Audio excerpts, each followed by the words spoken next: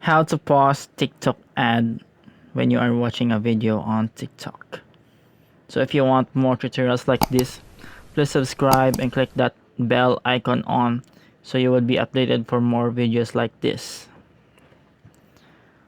So what we are going to do first is head on to TikTok and see some videos that we are going to talk about in this video.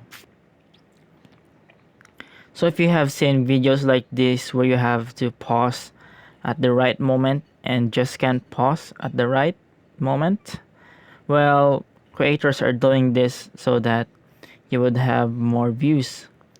So there are two methods that we're going to do.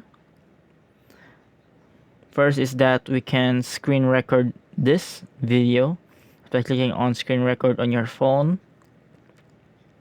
And then the other method is to download the video.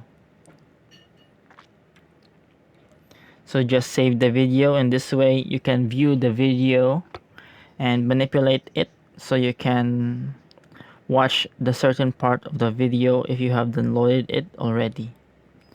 So it's that very simple for this tutorial. So just download the video and watch it on your phone. So I hope this helps, and see you on the next video.